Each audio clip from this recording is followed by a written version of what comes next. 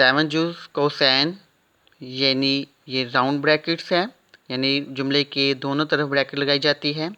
कोसैन में इबारत के ऐसे जुमले या हिस्से लिखे जाते हैं जिनका मौजू से बराह रास्त कोई ताल्लुक़ नहीं होता, लेकिन इनका बयान करना भी ज़रूरी होता है।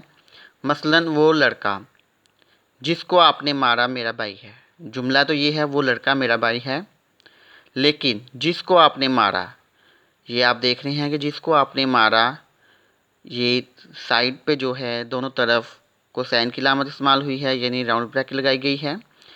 तो वो लड़का मेरा भाई है, तो इसमें जो जुमला है यानी जिनका मौजू से बराह रास्त कोई ताल्लुक़ नहीं होता, लेकिन इनका बयान करना भी ज़रूरी होता है। वो लड़का जिसको आपने मारा मेरा भाई है, वो लड़का मेरा भाई है।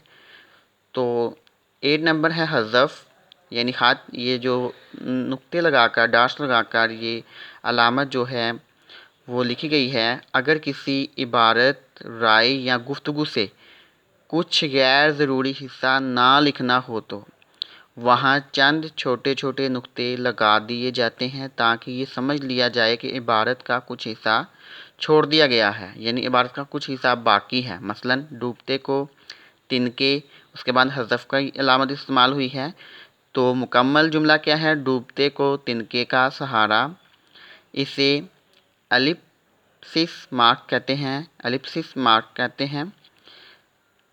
अब पछताए क्या खूद जब चुग गई चिड़िया खेत। तो अब पछताए क्या खूद जब, इसके बाद फिर हज़फ़ की अलामत इस्तेमाल हुई है, यानी जुमला अभी बाकी है, जुमले का कुछ हिस्सा भी बाकी है। तो ये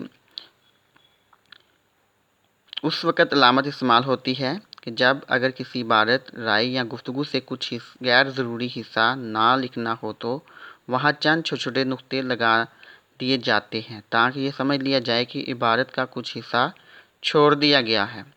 उसके बाद क्वेश्चन, ये सब बच्चों ने वर्कशीट को मुकम्मल समझने, पढ़ने और याद करने के बाद ये हल करना है, यानी खुद ही इसको हल करने की मशक़ करनी है। दर्ज ज़ैल अलामत वक़फ़ यानी रमूज़ औक़ाफ़ पंचुएशन को मद्देनज़र रखते हुए मिसाल की तरह, यानी जो ये एग्जाम्पल दी गई हैं ना, इनकी तरह आपने 2-2 जुमले लिखने की खुद मशक़ करनी है। यानी दर्ज ज़ैल अलामत वक़फ़ यानी रमूज़ औक़ाफ़ को मद्देनज़र रखते हुए, यानी पंचुएशन को मद्देनज़र रखते हुए, रमूज़ औक़ाफ़ को मद्देनज़र रखते हुए मिसाल की तरह, जैसे ये मिसाल दी गई है मसलन की तरह 2-2 जुमले लिखने की मशक़ करें।